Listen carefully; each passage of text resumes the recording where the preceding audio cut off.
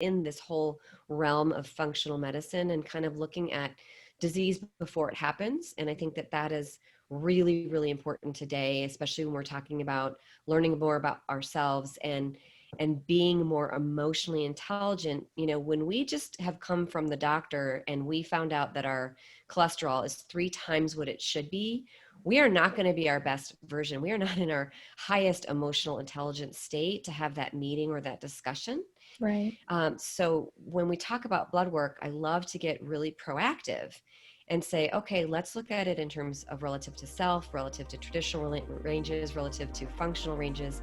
And then there's just so much more in there in terms of where we can go to kind of become the more optimal versions of ourselves.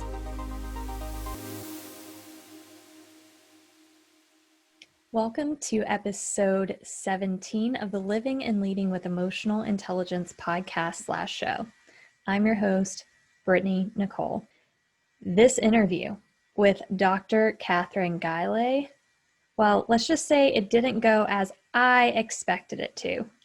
And here's why. First off, I call her Dr. K, but Dr. Kathryn Guylay did an amazing job, phenomenal job. And I don't think anyone else could have handled this recording or interview any more gracefully than she did. Here's what happened on my end, not her end. I have been experiencing allergies to our cat Nala for some time now, several months, but it seems like it's getting worse and worse. And I knew that I had a podcast interview coming up that evening, and I didn't want to be all stuffy and snotty and all that icky stuff that comes with allergies. And I never take allergy medicine. I just kind of deal with it. But I decided, you know what, maybe I should take something. And so I did. Really bad idea. I didn't realize how out of it I was. I knew I felt a little tired and a little loopy. But when I was going back through this interview, I'm thinking, man, I missed so many opportunities to ask some really great questions and dive in a little bit deeper. And I kind of got lost a little bit in the conversation. So I want to apologize to you, the listener, or especially if you are a first-time guest listening to this. I promise you, I do not handle all conversations this poorly. Now, again, Dr. Guylay just took it as like nothing happened, nothing's going on, and maybe I'm hypercritical of myself. But I just want to disclose that. So if you're scratching your head thinking, Brittany, where are you going with this? That's partially why. However, the good news, here's the silver lining. Dr. K was amazing. She offered some amazing information, some information about blood and how to tie that into emotional intelligence. We also talked about nutrition and fear. So I am very curious to hear your thoughts. I'd love to hear your thoughts about what your takeaway is for this episode. So before we dive in to our interview with Dr. K. Dr. K is a consultant. She's an author. She's a nonprofit founder, CEO, board member, media personality, you name it. I mean, she is just a rock star. So I am super excited, as I always am. I know that that's my favorite go-to, super excited, but I really am. I'm very excited, and it's an honor to introduce Dr. Kathryn Guylay. So without further ado, here is our very interesting conversation. All right. Hello, Dr. K. It's good to see you again. Thank you so much for having me on your show. And also, thank you for the Dr. K title. Like, I'm embracing that. And, you know, I've been Dr. Kathryn, I've been Dr. Guylay. This is way more fun. I think it's going to stick. So thank you. Well, you can thank Leanne Hoffer for that, because she's the one who actually introduced us with, hey, Brittany, meet Dr. K. And I'm like, oh, I like that. So you can thank her for letting that stick. When I was on your podcast last week or the week before last, I think we hit it off. It was kind of like the long lost friend thing. And you're just such an authentic person. And I know people throw that word around, authentic, so often, but you are, and you're humorous as well. Like, you just have this fun, genuine personality, which I love. So I am beyond excited to have you on the Living and Leading with Emotional Intelligence podcast.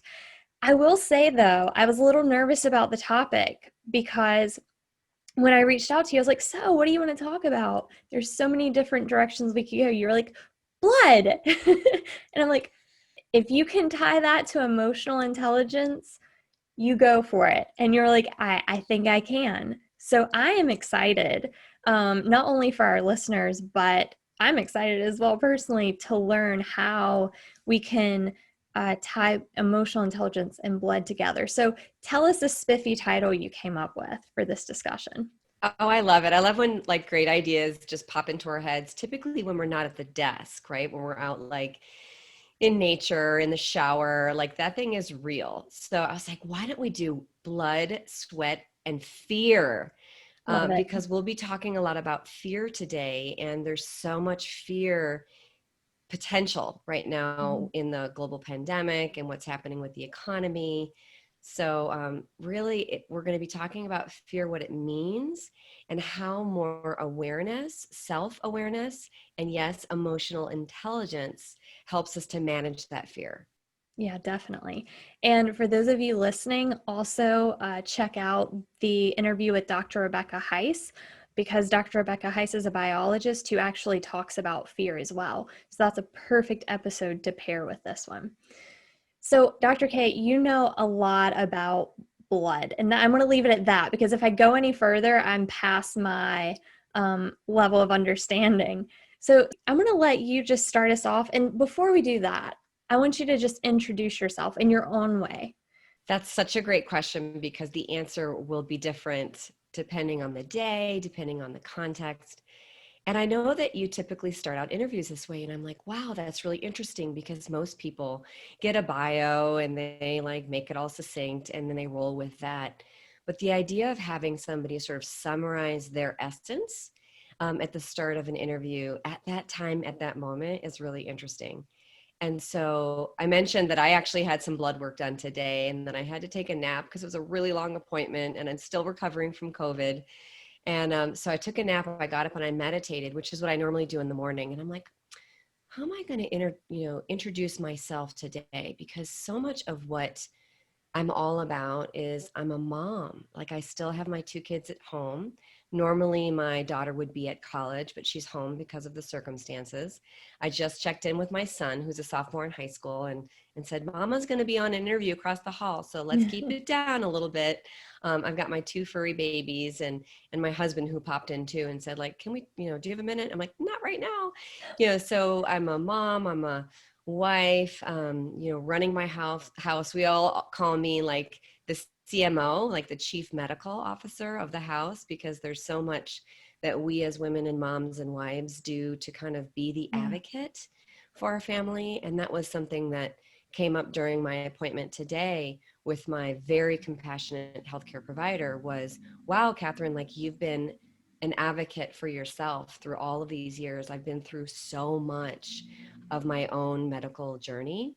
So in terms of the essence, I see myself really as a transformational leader, but really more of a mirror, meaning that I'm not going to tell a leader of an organization or a client that I'm working with the answer. I might help guide them towards the answer, but part of it is just a mirror of, looking at themselves and maybe getting out of the way sometimes so that these very brilliant people listening to the show today, running organizations, running their households, whatever they're doing, running their own lives, can really tap into their own essence and their own truth and their own answers. So I guess transformational leader, but maybe more transformational mirror. I love that. I absolutely love that. Wow. When we talk about emotional intelligence and fear, we also talk about the mind-body connection. And I know with your expertise in health and wellness, you know how important that is because our thoughts create our reality. And so whenever we are also in that state of fight or flight response, we're not always thinking either to alter that reality because we're emotionally hijacked. And these responses are meant to be short-lived, right? They're good for us in short circumstances where we need to survive. But with the modern world, we have all these modern day stressors that are causing us to stay in that heightened state of emotional arousal for very long periods of time. And that releases a ton of chemicals in the brain, right? Which get into our bloodstream. And I know that's kind of the direction we're going to go with it today. But that's about where the buck stops with me. Like, I have no clue what is past that. I understand how cortisol affects things, how it constricts arteries, but how does that actually impact the blood itself? Sure. Okay. So blood, sweat, and fear. Let's unpack it first by talking a little bit more about fear. And I totally agree that listeners should go and listen to Dr. Rebecca Heiss, because her interview, her background as a biologist and understanding the brain, and actually the, our ancestral versions of the brain, which are still very much in play today, is very important. I love to talk about fear as an acronym. And so that acronym is Fantasizing Experiences Appearing Real. Now, I'm going to Oh, give full credit to Jack Canfield. I'm also a certified Jack Canfield trainer, and I love his work. And what he is talking about there is that the brain often does not know the difference between what is imagined or what it is thought. Like you're saying, right. the connection between our thoughts and our Mm-hmm. bodies or our reactions and what is actually happening. So we can get ourselves into a state of heightened fear response, which really means, this is going to Dr. Rebecca's interview, Right. going into that limbic brain, that downstairs brain, that brain that is there for really one thing, and that is to keep us alive. It's our survival instincts. But that's where we go when we do feel threatened. And today, and from emotional intelligence, that being threatened is a lot less likely to occur because we're attacked or because a big tiger is trying to eat Right. us, but instead because we feel left out, because we feel unseen, because we are not heard. And who is not hearing us and who is not seeing us, but it is our tribe members. And that's where we really get into how this all connects with the workplace and our corporate clients. The tribe today is no longer sitting around a fire Right. and going to the cave to sleep at night. The tribe is our colleagues that we spend our time with at work.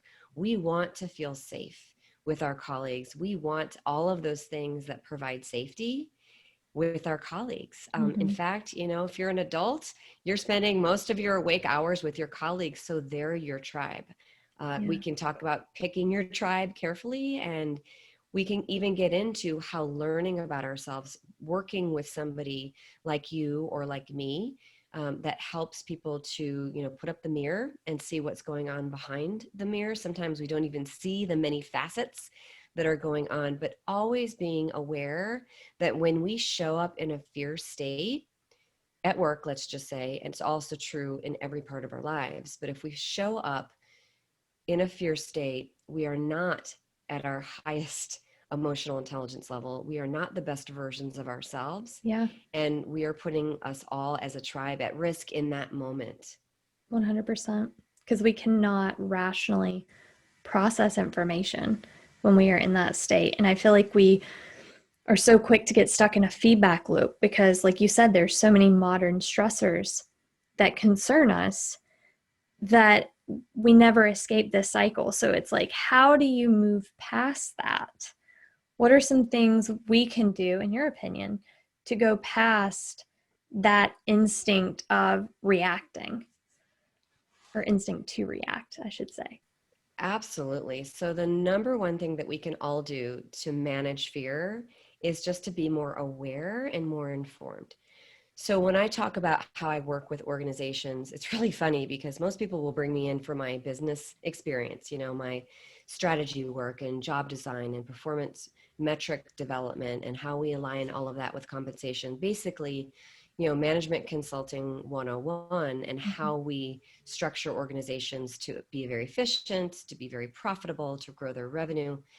And what's interesting along the way is that we find out that there's a lot of things behind, growth and around, effective teams and all that.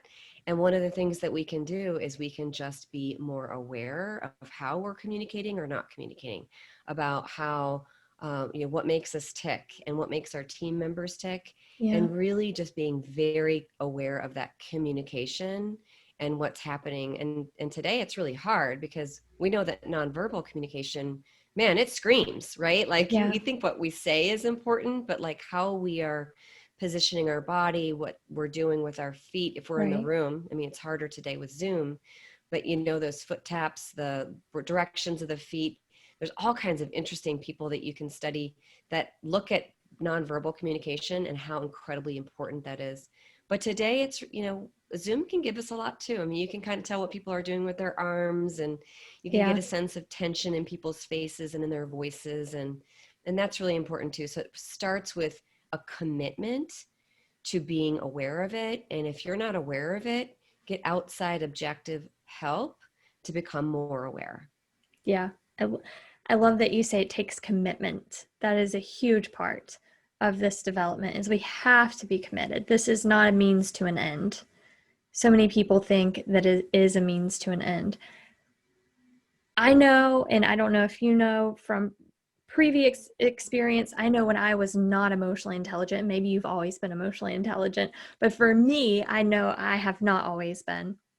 And during those times when I would react, I don't care how many times people said I had a problem and I needed to be aware of it. I could not, until I was ready, I could not become aware of it. Instead, I become defensive. So, do you have any techniques or strategies to open people up to that actual or more accurate awareness of themselves? Gosh, this could be like there's an infinite list because it's really personal, but I'll just think of maybe my top tips about establishing like self awareness, and that leads to self leadership, because it's really all about the self. Like you can't really look at some other team member and say, like, I wish they would change. I wish they would stop being more Right. defensive, or they would stop being defensive in general. Instead, what we can do is look at ourselves and we can apply some tools. So we can get really practical here for a moment. There's some amazing things. I mean, the vagus nerve is just this incredible structure in the body that connects the brain to all of the different organs. It's called the vagal nerve because it comes from Vegas, or vagabond, right? It's like the same semantic origins of wandering. And so it's connected to a lot of different places in the body. And a lot of us, when we get all, choked up on fear or stuck, really could do some wonderful things to activate that nerve. So it ranges from like the simple having a sip of water, gargling, even just a little yawn or stretch or something like that, something simple, deep breaths can go a long way. And then it goes all the way down the spectrum of like really cool gadgets out there that actually stimulate the vagus nerve. I've got one for my son where he can listen to his music, and you just Interesting. put the earphone in there and it's a vagal nerve stimulator. There's all different kinds of cranial electrical stimulation devices. So there's a lot of things, but just being aware of the fact that that's kind of the, and people can look at Dr. Stephen Porges' work and his incredible theories about, what fight, flight, or freeze is really about and what that happens in the body anatomically speaking. But Mm-hmm. just to be aware that there is, very simplistically, I know you've talked about the sympathetic and parasympathetic Yeah. nervous systems. Just, I used to have on I'm getting really tactical here because I think it's helpful for people to go, Yeah, okay, definitely. I 100%. listened to this interview, like, what do I do? I used to have, I'm very much a person that goes to my daily tasks, and then I have my weekly, my monthly, my quarterly, and my annually, and then I go into the 5-year and 10-year.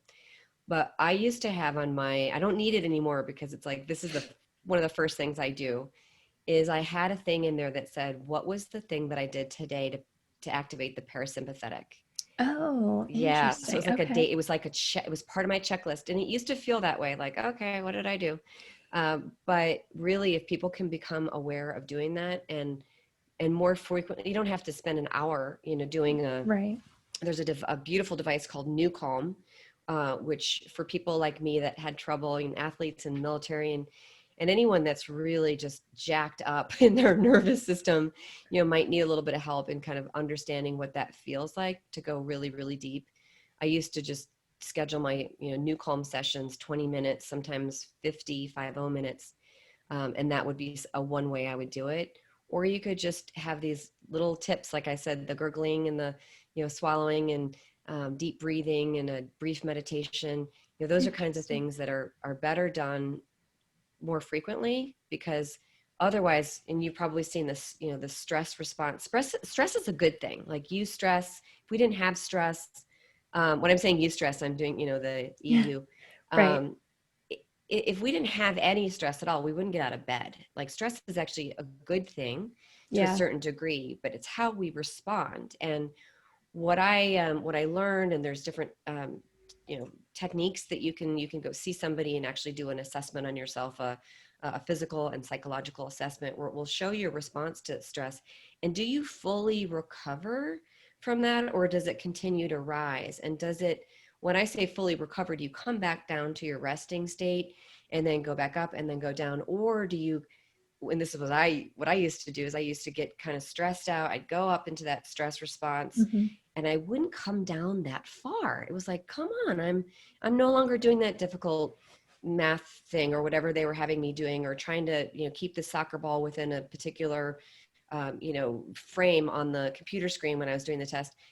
But I wouldn't fully recover when it was over. So what I saw, and you can see this on a daily basis, you can see it on a weekly, monthly, quarterly, if you're not bringing yourself down, you're always starting from a higher level. And so if you get to the end of the day and you've done nothing to fully recover from those stresses, you're just, talk about cortisol, you're starting out Yeah. way here, you're ending up way Wow. here. And then that starts to become this pattern that you don't want to be in if you want to be the best version of yourself. Yeah. It's like you're constantly recalibrating like a new equilibrium in a sense. Like you're establishing, I feel like it's the same way with mood, right? You have this baseline mood and it fluctuates. You can be happier or more sad or depressed or whatever, but it always kind of comes back to that state. But what you're saying is we can readjust that new balanced state. But this can be from day or week or month, and then over the course of a year, you see it consistently rising as well. That's what you're saying, right? Yeah, it's like, I love the work of Marcy Shimoff. She wrote Happy for No Reason and some other amazing books, Chicken Soup for the Women's Soul and Love for No Reason. She talks about us having a happiness set point. And her whole book, Happy for No Reason, is all about how we can raise that set point. So it's a parallel concept. It's not the same one as our stress response, but it's about this awareness of, like, when I wake up in the morning, like, how happy am I? What is my Yeah. regular set point for happiness? And Brittney-Nichole, through all of your work with positive psychology, that there are absolutely Yeah. ways to increase that set point. And why wouldn't we want to do that? Why wouldn't we want to be happy? That's so true. Tell me a little bit about, you had mentioned her book and a few other books, but you've written a few books of your own. So tell me about those. So where should I start? I have written 6 books. I haven't started on another one. Everyone keeps asking me, what's your next book? And, books just take so much time out of the day-to-day, and you really got to carve out, from that client work and from that revenue producing work in the moment, time to write a book. But it is so satisfying, and what a beautiful legacy piece, as you know, because you just published your amazing first book. So you might have many more in you. I do work with authors about how they want to create their legacy piece as well. And I have a lot of that on my website. But I'll talk about my first book, because that was probably, they've all been really fun. My first book was called Mountain Mantras, Wellness and Life Lessons. And it was weaving together a story of me learning how to ski as an adult. And skiing is for a child, a very visceral, very natural experience where it's very fun and doesn't hurt that much. But when you're learning in your 40s, it is like a falling down, frustrating, talk about facing fears, right? I'm not really a mountain girl from birth. And I intellectualized it. And what I found, and I would test this out on every lift ride, they say in the mountains that like the lift ride is like the elevator ride. If you want to like pitch something or describe something, instead of it being an elevator pitch, you've got just that lift line, like make it crystal clear. And I would talk to people and I would say, well, to me, it seems like when we place our pole, it's like placing an intention, or like where I want to go and like what my next thing is that I'm going to do. And then I go around that pole and then I place another one. Like, does that make any sense in terms of like breaking down a huge long vision, or like in the case of skiing, like a huge long scary run, and saying like, I'm not going to try to take this whole thing in one fell swoop. I'm actually going to break it down and do one pole at a time. And they're like, oh, that's really interesting. Never thought about it. That, like, you should write a book about it. Right. So Wow. that book is basically the 6 mantras of like intellectualizing skiing while still having fun, and then tying it into how that works both in wellness, but also in the business world. And so that was a lot of fun. I'm only going to mention one other book because it's sort of my heart child. And I also, in my career, have run a nonprofit and still run a nonprofit called Nurture. And it's interesting because we teach children and families about how to eat healthy. We also teach a little bit about sleep and physical activity, but our main thing is like cooking and letting kids taste foods, and learning all about the wonderful benefits of vegetables and things from Mother Nature, and the colors. And so I had always wanted to have a leave behind for our programs around Rainbow Days. So we would have a whole school, so cute, like the kids, each grade would get assigned a color, and they would be the ambassador of that color. So if they got, the oranges, they would know all the fruits and vegetables that were orange, and they'd bring in pumpkins and oranges and tangerines and all like exotic things. They'd get really creative. And they would be these ambassadors saying like, this is really good for your eyes. This has got all these, vitamins in the color. And they would know like the part of the body, like I said, like eyes for the orange. They would know that red was good for the cardiovascular system. Well, we wouldn't use that word, but it was good for the heart and the brain. Yeah. And the book, Give It a Go, Eat a Rainbow, really was that leave behind that I made with my son. So there was one year when he was in 7th grade when we homeschooled him. And he took classes at the Art Institute of Chicago, and he learned all about something augmented reality. So taking real photos, which is so important for nutrition, because it's one thing to see like a drawn picture of a fig or a, some kind of fruit or whatever, which a fig is, but there's another thing of being exposed through the actual item.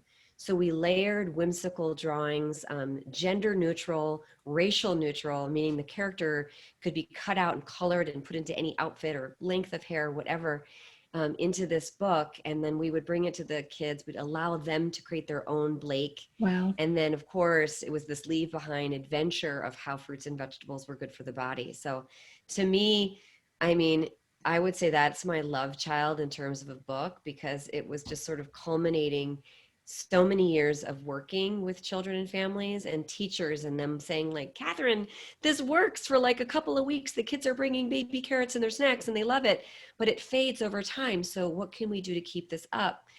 So it was that aspect of finally coming up with something that hit all of the things that we wanted to hit, but also to make it part of a family affair was just beautiful.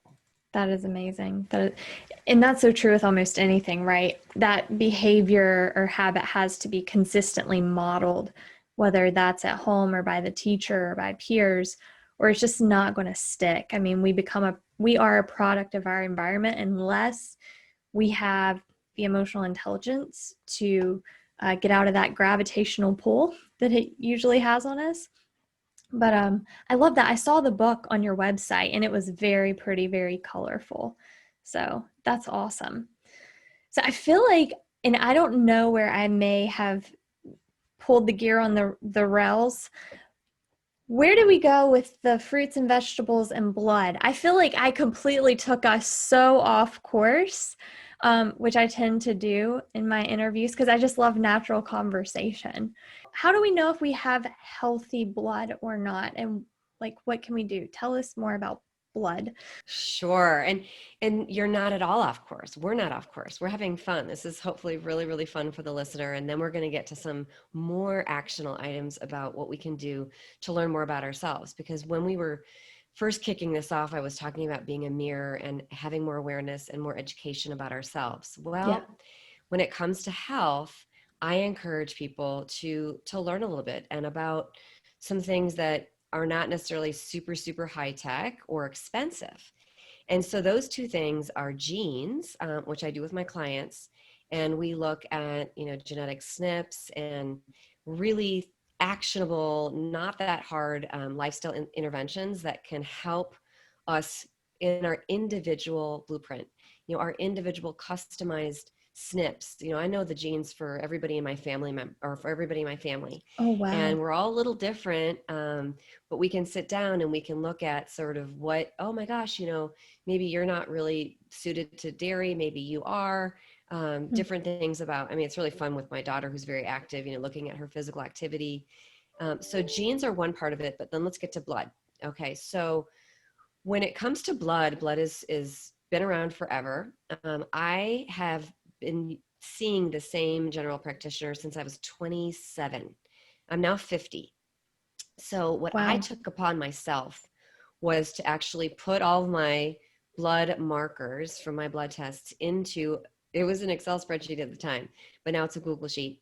And then I could kind of get a sense, and actually it ties in beautifully to genetics, because there are even things that we can look at that helps us to see if we have a propensity towards, some glucose regulation issues or not. And so we can actually look at different markers over time. So when we talk about blood, okay, there's the actual markers themselves. Let's just say fasting glucose. And it gets complex there because it's relative to self, right? So what am I doing over time? Like, what is my fasting glucose over time? Why was it in the 80s, in this decade? And why is it creeping up towards the mid 90s, which is not necessarily a great thing from a functional medicine standpoint? And what can I start to do about it? And I'm actually talking about myself when I'm talking about that particular marker. And so it's relative to self. It's also relative to the ranges that I call traditional ranges. So those are the ones that you see on like the Quest or the LabCorp, kind of tells you, are you low, are you high? And then it flags it. But there's also functional ranges, and that's this around this whole, or within this whole realm of functional medicine, and kind of looking at disease before it happens. And I think that that is really, really important today, especially when we're talking about learning more about ourselves and being more emotionally intelligent. When we just have come from the doctor and we found out that our cholesterol is 3 times what it should be, we are not going to be our best version. We are not in our highest emotional intelligence state to have that meeting or that discussion. Right. So when we talk about blood work, I love to get really proactive and say, okay, let's look at it in terms of relative to self, relative to traditional ranges, relative to functional ranges. And then there's just so much more in there in terms of where we can go to kind of become the more optimal versions of ourselves. And I really mean in terms of what we're seeing on those tests, but also how we feel and how we feel confident about how we have control over our brain body system.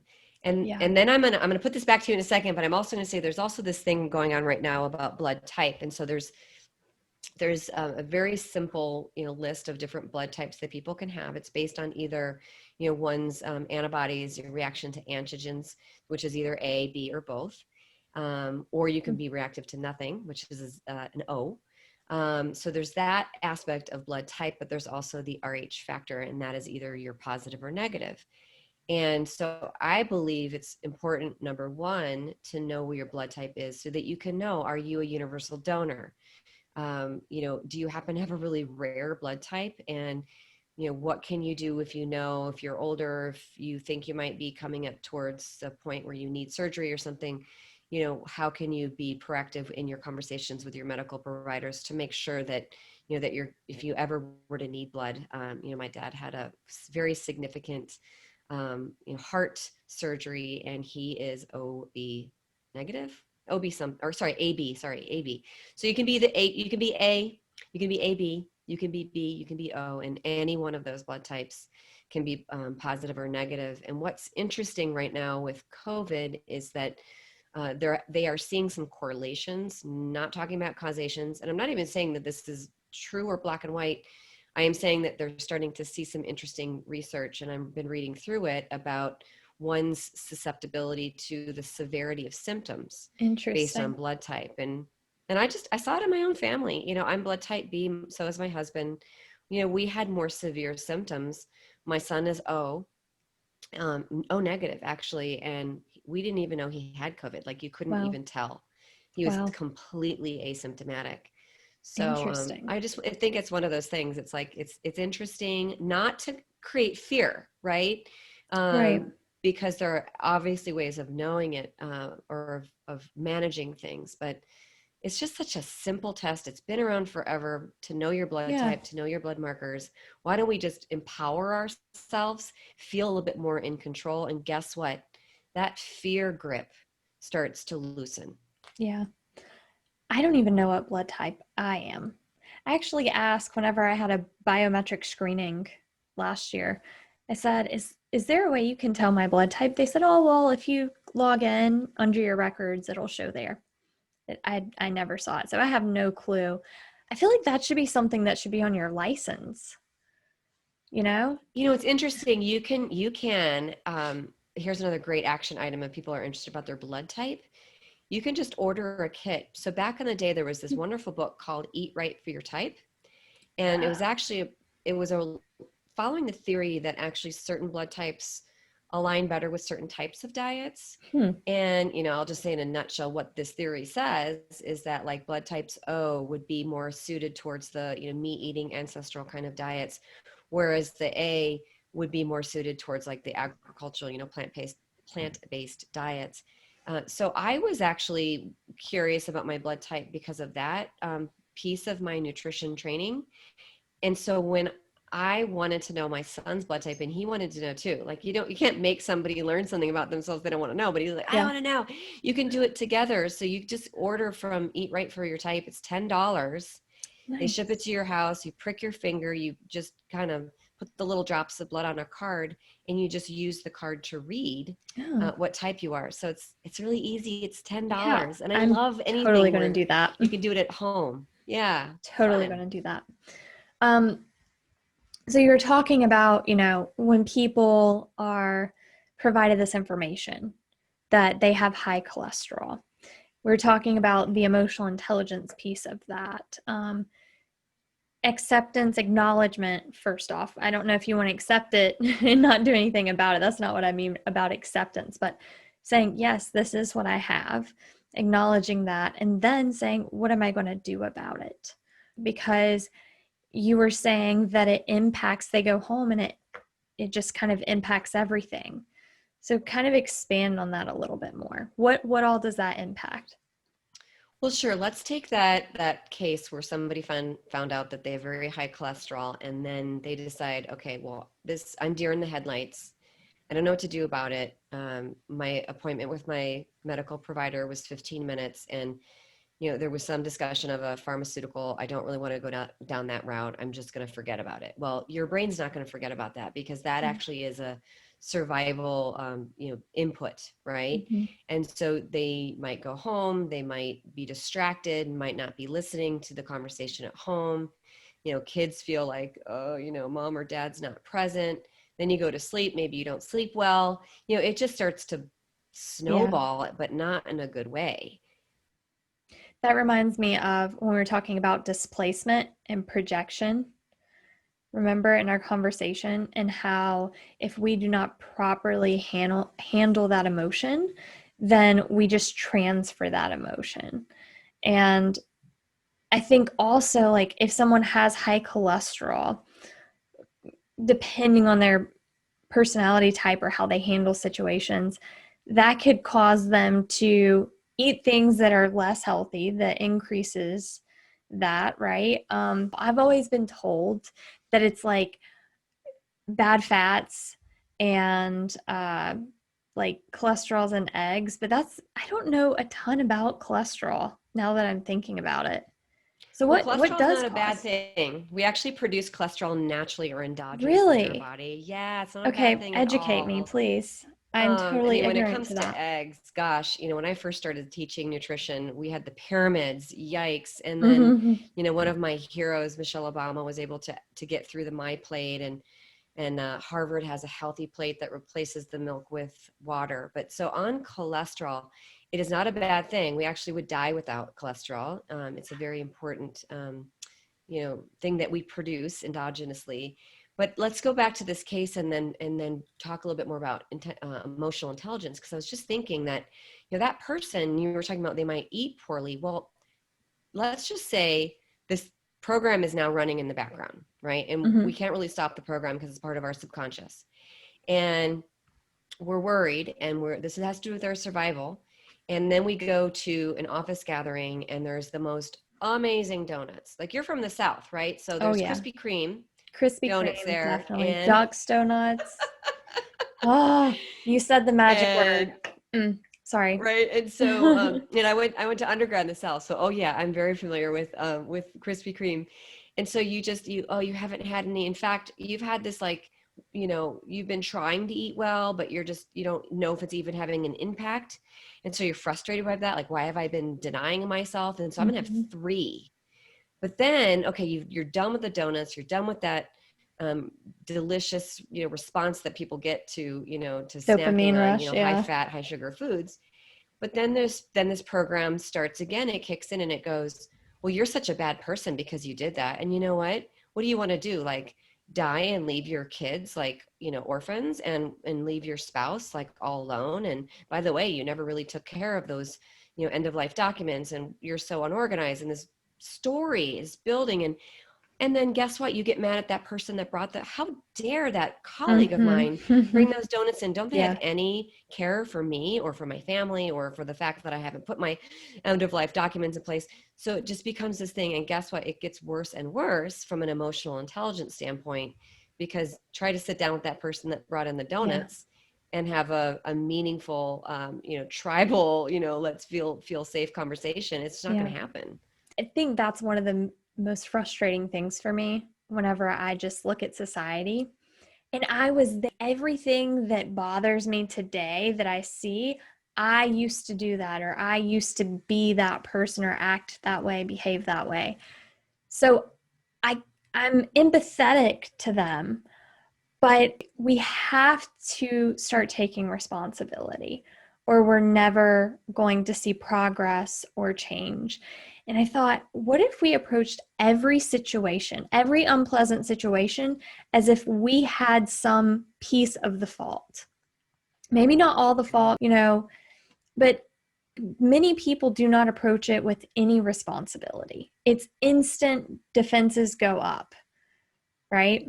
And so then we get into that when the defenses go up, we're in that fear state again, leading back to the feedback loop, Well, you what's know? so interesting about that narrative around, okay, well, then this happened and they didn't treat me well. And then I went here and somebody cut me off in traffic. And then the person at the store was really rude. And then I went back to my office and everybody was in, this funk around, trying to get Yeah. this project done. Well, guess what the common denominator is in all of those situations?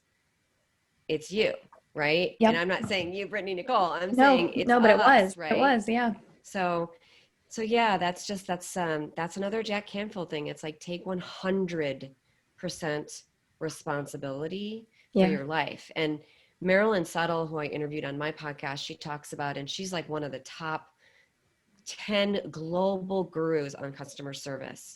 And she said you take 100% responsibility for 50% of your relationships. I just love that. Yeah. Yeah. Yeah. I love that. Because I was about to say, I thought you were going in the direction with take 100% responsibility for everything that goes wrong. And that's like one of my pet peeves is when customer service, it's the customer's always right. And it's like, no, we're teaching people, that they should be pushovers, and that other people, if they complain enough, can get what they want. And that's not cool. But I'm glad you did. That was not the direction you were going with that. So that was a pleasant surprise. Yep. Yeah, we are the So, common denominator, but we cannot control others. Mm-hmm. yeah, so true. Let me ask you this, since you are all things health and wellness and nutrition. One thing that I've personally noticed is when I am under stress, I guess, but even if I'm tired and fatigued, like I love healthy foods, but when I'm in those states, like I always gravitate towards things that are not healthy. And it's not really sugar. Well, I guess it is because carbs turn into sugar. But like, what exactly causes us to gravitate towards those, I guess, comfort foods whenever we're in that state? Is it the sugar that's released that causes the dopamine rush that we're seeking, or what exactly causes us to gravitate towards that? So I'm going to look at this from an ancestral standpoint and sort of because we've never really, if you look at the, hundreds of thousands of years of evolution, we've never before now been in a circumstance where food was always plentiful. We've always been in a state where, we needed to gather food when we could gather it, and we needed to store body fat when we could, and that was our survival. So we have this ancestral or innate preference for sweet. And so that really has to do with, going after those berries when they were ripe and getting all those phytonutrients and yummy things that come from, the fiber and everything that's in those fruits and vegetables. And I'm just using berries because they're really, really sweet. So that's why we have that instinct. And then, it's really this combination. Again, we've never seen this before in the history of humankind, to be able to chemically alter foods so that they're like going after our sweet spot. So if you think about the sugar and you think about the fat and then you add in the salt, okay, so we always need electrolytes to live and to keep our systems in balance. I just mentioned the sweet, and then the fat is sort of, being able to store the fat and create Energy. satiety, energy, and not be hungry.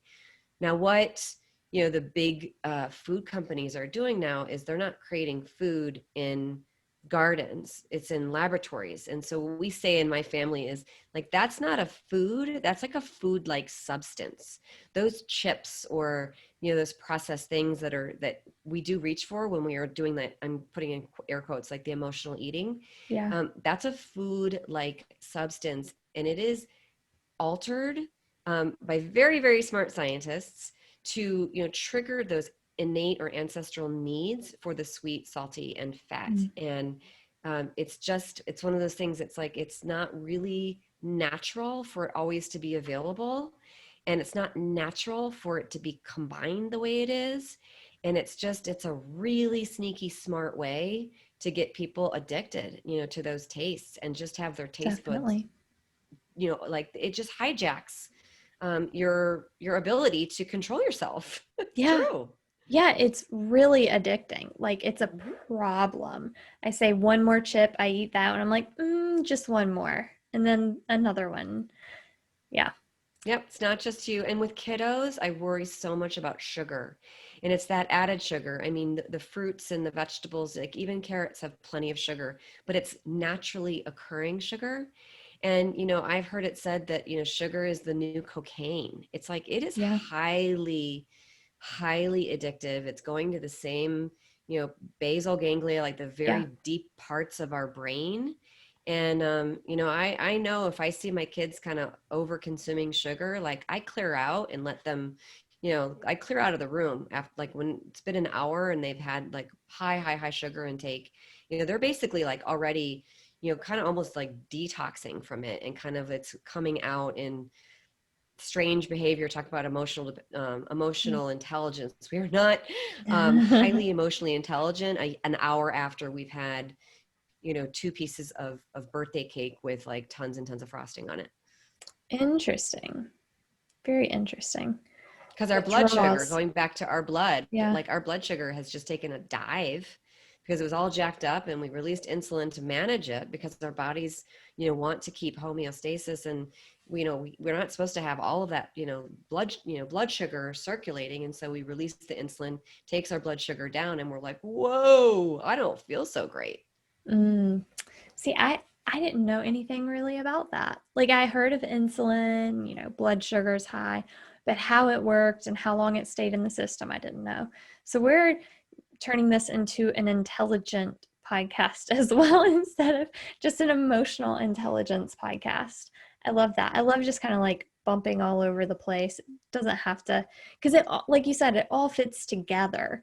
And I think being able to tie the web or create the web for listeners, because we talk about so many different things, but a lot of things stays with emotions. So I love when we get into the physiology of it as well, and the biology.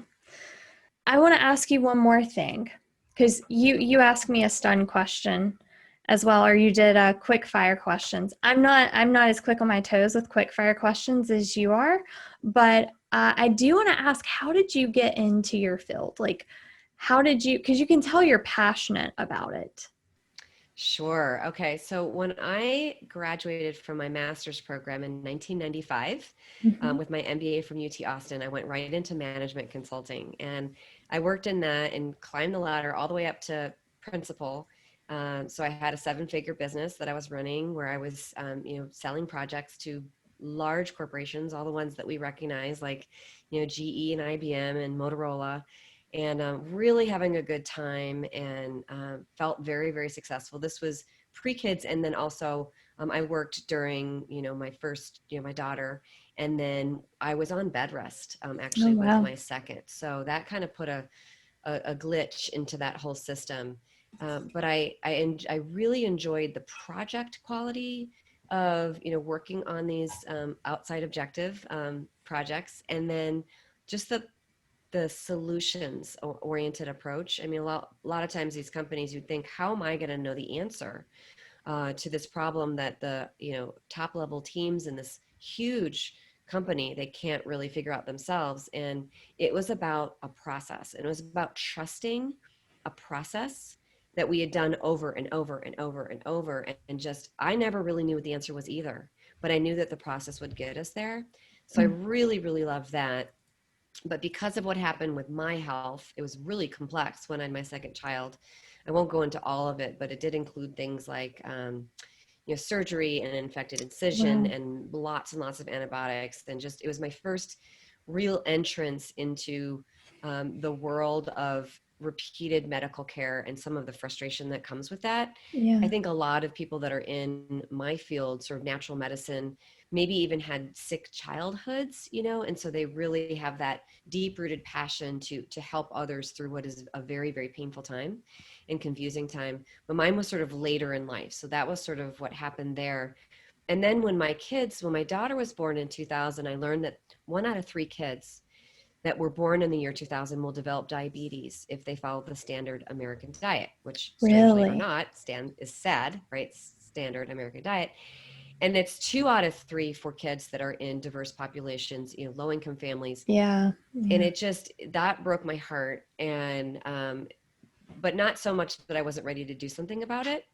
So I started a nonprofit organization that targeted the schools where had the most children on free reduced school lunch program. And I speak Spanish. That's a long story of my time Oh, in wow. Mexico and being a baby in South America and all kinds of other That's exposure that I had. fantastic. Yeah, so I was able to bring in, and I did some international projects when I was in management consulting, but this was really kind of the language of speaking to families and talking about health and nutrition. And that is today still very, very important in what I do. I think having this kind of I talk about my love book. Well, I have my love project, and that is my nonprofit work, and being able to work with people that might not otherwise have access, because access Yeah. is an issue. Like, don't you ever think about it too when you're working with the organization and they have these huge budgets that they can put in through leadership or development or whatever the budget that you're working through. And it's like, well, what about these, startup companies that maybe don't have that budget? Or what about, these solopreneurs or very small organizations? I just kind of go, oh, it's not fair. Yeah. And so the idea of providing through nonprofit work access to things that people would not normally have access to is still a very important part of my life. And so I still run Nurture today. That's the name of the nonprofit. And then after about 10 years of that, I wanted to get back to going back to school again. I went back to school for graduate studies in counseling psychology and did a lot of work there before I decided, oh, I don't want to diagnose people.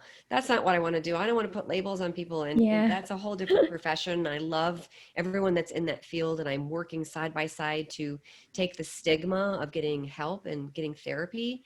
I'm absolutely passionate about that.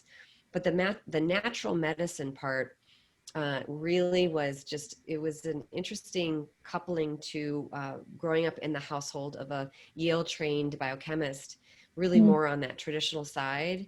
And having all these conversations with my dad, who's still with us today, and I just talked to him last night, but he was also behind the genesis of the nonprofit. Just sort of, we would go for these walk and talks, and I think from an emotional intelligence standpoint, I can often be the best version of myself when I am moving my body, and there's that blood flow, going back to the Yeah. blood, the blood flow to my brain, and good ideas come from it. And we came up with the idea of nurture on a walk and talk, and kind of looking at some of the research around diabetes.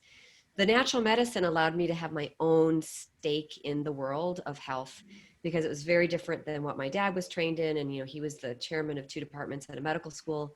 And so I didn't go to medical school. I went to school for natural medicine, and was all about the brain and body. And I just have found that what is so neat about it is that field, which includes some quantum physics and some bridges between quantum physics and medical applications. That is so far ahead. I have to say, when I look at research and I'm like, what? This isn't in every doctor's office today. It's because there's this long Yeah. lag time between some of that research and some of those technologies, and what we're able to provide in the traditional setting. So I'm always learning. So trying to wrapping this up, I love solving problems. I love projects. I love things that are really complicated. I love thinking, oh, we can't solve something, but you know what? If we follow the process, we can have faith that we can get it done. And just helping people, and that's that nonprofit work. All of those things kind of wrap together into what I do today. And yes, I do love it. So That's amazing. That's fantastic. What you were saying about with gosh, what did you say? Quantum physics? Did you mention? Yeah. I did. So whenever we talk about psychology or anything that's very, I don't know, not it's not commonly or widely accepted, it's not the norm. People just kind of scoff at it and say, "Oh, that's woo-woo." Right? Mm-hmm. And then decades later, "Oh, look, there's all this research backing it and behind it." And I've just always thought it interesting that people can get behind chemicals they're putting in their body that they can't even pronounce because they're so long. They have no clue what it is. They can do that. But then when you try to give them a holistic approach, something that makes sense, it's very intuitive, they're like, "Oh, that's baloney. That doesn't work. That's garbage." Does that not just kind of blow your mind? Well, there's this funny story that I heard about the word quantum. It's sometimes thought of in science as like, oh, if you put the title quantum on it, it means you can't explain it, or there's no science behind it. And so it is funny because I had the pleasure of some of my teachers being Joe Dispenza, Dr. Joe Dispenza, Dr. Oh, Bruce love Lipton, Joe. Yes. and it's there's a lot of research in it. It's when I used photobiomodulation as one of the modalities in my research, which is basically just red light therapy. And, there was no way I could read all of the peer reviewed journal studies on the efficacy of it, use it for TBI, for pain, for, neurological issues, 4,500 peer reviewed journal. And I was just looking through them all and going, oh my gosh, this is actually studied. Wow. So, when somebody says, oh, that's just woo woo, or that's just, you can't explain it, I don't get into arguments. I actually think that's such a waste of energy. I try to stay open-minded myself, and I rather be in happy relationships than be right. So if somebody wants to prove me wrong, great. I'll lie down on my side and let them scratch my belly. I'm not going to fight them instead. And so I think part of that is just for people to, especially today in this super divided world that we live in terms of like my view, your view. I think if we could all just kind of be like I know you've got a cat and I've got my dogs here, be like a be like a puppy and roll on her side and just like let that, belly scratch happen. We don't have to fight all the time. And maybe we might just learn something and just feel a little bit more comfortable in our bodies, and, getting back to that fear, maybe just let that go a little bit and experience life with a higher level of happiness. Yeah. I feel like too many people feel like instead of getting a belly rub, their ankles are getting bitten by other people. It's like, because even then, people don't want to, when they're trying to convince you of what they believe, they don't even do it in a nice way. They don't try to explain it. Have you noticed that? It's still an attack. It's like they're attacking you in their explanation because they're preparing for that potential defense afterwards. So yeah, but we I all love how need you to. went with that metaphor. Good job. I think more people should definitely get belly rubs instead, or give belly rubs for sure. Both ways. Yeah, definitely. Well, Dr. K, it has been a pleasure speaking with you. I hope all of you listening and viewing enjoyed this. I know I did. I enjoyed hopping around with you and also speaking on a topic that I am completely unaware of. So thank you so much for enlightening me as well. How can people find you? And I will put this in the show notes as well. Sure. So my main website is makeeverythingfun.com. And that houses all of my courses and podcasts and books and all these free resources. It also has information about my nonprofit on there. So the nurture tab just kind of goes through all of the things that I do in my love project. So that's my home base. At the bottom footer, there's all the connections to different social media. So just like a fun place to go and learn and be open-minded, and people can contact me through my website as well. It's definitely a fun place to go. I was on your website looking at recipes for a good amount of time. I'm like scrolling through. I'm like, oh my gosh, this looks so good. And some of them are just really easy to make as well. They're very healthy and they don't take a lot of time. And that's what's been holding me back a lot lately, is I just don't feel like I have the time, which I know I do have the time. I'm not prioritizing it, right, to make healthy foods. Instead, I'm putting it towards my business.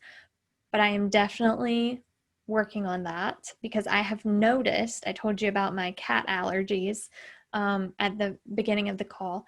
I've noticed that since I have not been eating healthy, that my symptoms have worsened. Now I have like kind of a sore, scratchy throat, more itchy, watery eyes. I don't remember having severe symptoms like that before I messed up my diet. So very important. Well, get out that slow cooker, honey. I mean, now that it's winter, it might not be that cold where you are, but a lot of the recipes, certainly with Nurture, was all about using slow cookers and rice cookers to address that issue. It's not just time, with the families we work with at Nurture, it's about budget, and it's also about, just sort of know-how. It cannot be a 10-step process Right. where you feel like if you're going to make a mistake, the whole thing is going to be over. That's awesome. So yeah, have fun with it. Keep it simple. Yeah, awesome. Thank you.